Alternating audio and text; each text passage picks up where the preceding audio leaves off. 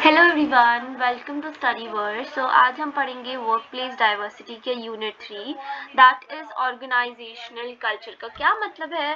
सो organizational culture का basically मतलब ये है कि ऑर्गेनाइजेशन में जो लोग एक कैसी वैल्यूज रखते हैं, क्या बिलीव करते हैं, कैसा एटीट्यूड है, क्या रूल्स है, एक वर्क प्लेस में बेसिकली कैसा बिहेवियर है एम्प्लॉयज़ का, एक ऑर्गेनाइजेशन में उसके अंदर how things are done, that is organisation culture. इसके अंदर क्या क्या आता है, like work environment, behaviour of employees, communication style, leadership approach, company traditions and ethics, ये सारी चीज़ें, right. Then comes significance of organisational culture. इसका मतलब ये है कि इट क्रिएट्स ऑर्गेनाइजेशनल आइडेंटिटी, यानी कि एक ऑर्गेनाइजेशनल कल्चर में क्या होता है, ऑर्गेनाइजेशनल आइडेंटिटी का मतलब है कि क्या होता है ना कि कॉमन वैल्यूज और बिलीव्स होते हैं ऑर्गेनाइजेशन के, सर मोस्टली लोग तो एक आइडेंटिटी बन जाती है। ओके, तो इस जगह में तो बहुत इनोवेटिव आइडियाज रखते हैं लोग, ये एक इनोवेटिव वर्क प्लेस है, काइंड ऑफ ऐसी example, right. So it improves employee commitment, यानी कि एम्प्लॉय जो है वो इमोशनली कनेक्टेड फील करता है, लाइक इससे लॉयल्टी बढ़ती है।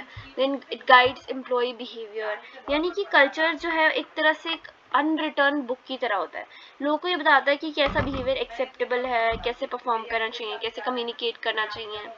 इन्हांसेस टीम वर्क, यानी कि एक पॉजिटिव कल्चर जो है एनकरेज करता है कि कोऑपरेशन हो, म्यूचुअल रिस्पेक्ट हो, इंक्रीजेस प्रोडक्टिविटी, लाइक जब लोग सपोर्टिव होते हैं एक दूसरे, लाइक एम्प्लॉयज एक वर्क प्लेस में, तो एक मोटिवेटिंग इन्वायरमेंट बनता है जहाँ पे मोरल इम्प्रूव होता है। हेल्प्स इन कॉन्फ्लिक्ट मैनेजमेंट, यानी कि स्ट्रॉन्ग ऑर्गेनाइजेशनल कल्चर जो होता है वो मिसअंडरस्टैंडिंग्स कम करता है।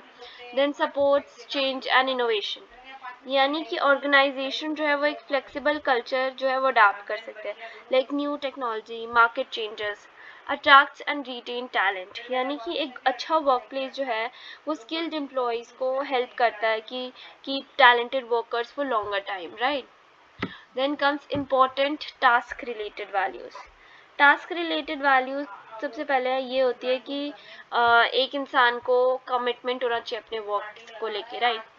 Employees should complete tasks sincerely and effectively. Then time management होना चाहिए, quality consciousness, accountability, teamwork and cooperation, ये सारी values होनी चाहिए. Then important task related ethics, क्या ethics होने चाहिए, honesty in work, fairness and equality, confidentiality, professional behavior, avoidance of corruption and unethical practices, ये सारी चीज़ें।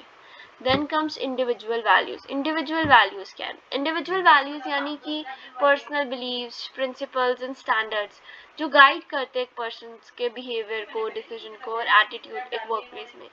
ये वैल्यूज़ जो अलग अलग हो सकते हैं पर्सन टू पर्सन, आपके फैमिली बैकग्राउंड, एजुकेशन, कल्चर पे डिपेंड करते हैं। Then comes interpersonal values. Interpersonal values यानी कि जो एक तरह से गाइड करते हैं कि कैसे एक इंडिविजुअल को इंटरैक्ट करना चाहिए या मेंटेन करना चाहिए रिलेशनशिप्स एक वर्क प्लेस में। These values help employees work effectively with colleagues, managers, customers, team members, right? So ये सारी चीज़ें। Then comes culture as a multi-level dynamic construct. Culture का मतलब ये होता है कि आपके shared values, beliefs, norms, attitude, behaviour, custom, practices एक ग्रुप ऑफ पीपल की, एक मेंबर ऑफ एन ऑर्गेनाइजेशन की। कल्चर से काफ़ी चीज़ें इन्फ्लुएंस होती है, like your thinking pattern, your behaviour, communication, decision making, relationship at a work, ये सारी चीज़ें इन्फ्लुएंस होती है, right. Then comes meaning of multi level dynamic construct. The phrase means that culture, right, कि कल्चर एग्जिस्ट करता है बहुत सारे लेवल्स और ऑर्गेनाइजेशन में एक सोसाइटी में, दैट इज मल्टी लेवल, और ये चेंज होता है continuously over the time environment और एक्सपीरियंस के according, so that is dynamic construct, right. So culture जो है फिक्स्ड नहीं है, कल्चर डेवलप होता है और चेंज होता है एक इंडिविजुअल का, एक ग्रुप का, ग्लोबल लेवल पे, right. So there are different levels of culture.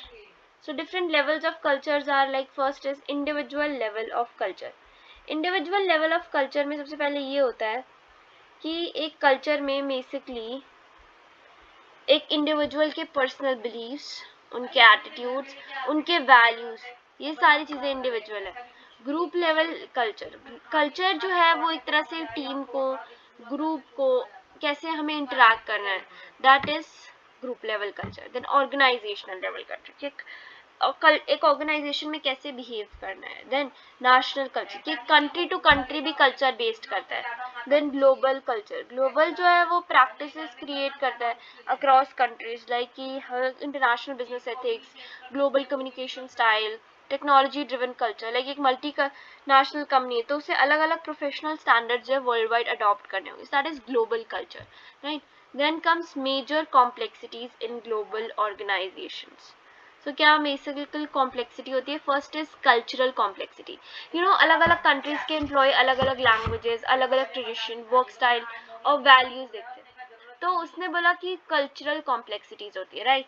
Then geographical complexity, यानी कि अलग अलग ऑफिसेज, अलग अलग टीम, अलग अलग लोकेशंस पे होती है, सो अलग अलग टाइम जोन्स में अलग अलग कंट्रीज में होना बहुत डिफिकल्ट है, राइट।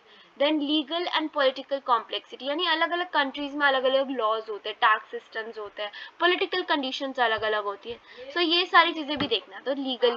देन इकोनॉमिक कॉम्प्लेक्सिटी, यानी कि अलग अलग इकोनॉमीज में अलग अलग कंपनीज जो है ना, काइंड ऑफ करेंसी वैल्यू अलग होगी, इन्फ्लेशन रेट अलग होगा, इनकम लेवल्स अलग अलग होंगे, सो ये सारी इकोनॉमिक कॉम्प्लेक्सिटीज भी होती है। देन टेक्नोलॉजिकल कॉम्प्लेक्सिटी, यानी हर ऑर्गेनाइजेशन अलग तरह से साइबर सिक्योरिटी, डिजिटल कम्युनिकेशन, ये सारी चीज़ें मेंटेन करती है, सो एक ये प्रॉब्लम भी होती है। देन ह्यूमन रिसोर्स कॉम्प्लेक्सिटी, जो अलग अलग वर्क फ्लोज क्रिएट करते हैं, challenges like recruitment, training, performance management, ये सारी चीज़ें भी इंपॉर्टेंट है। Then comes major challenges in global organisations, यानी कि क्या मेजर प्रॉब्लम्स होते हैं, right. Which comes communication barrier, communication barrier यानी कि अलग अलग लैंग्वेजेस, कम्युनिकेशन स्टाइल, बहुत सारी प्रॉब्लम्स क्रिएट हो जाती है कम्युनिकेशन की वजह से। Then managing workforce diversity, cross cultural conflicts, ethical challenges, leadership challenge, adapting to change, talent management, maintaining organizational culture, ये सारी जो है प्रॉब्लम्स हो सकती है ग्लोबल ऑर्गेनाइजेशंस में। ये सारे चैलेंजेस टैकल करना बहुत इंपॉर्टेंट है, जैसे कि ऑर्गेनाइजेशनल परफॉर्मेंस बढ़े, प्रोडक्टिविटी और एफिशिएंसी, और एम्प्लॉयज़ जो है उनका मोराल बढ़े, ताकि इंक्लूसिव वर्क प्लेस बना सकें, right. So thank you so much for watching it and all the best for your exams.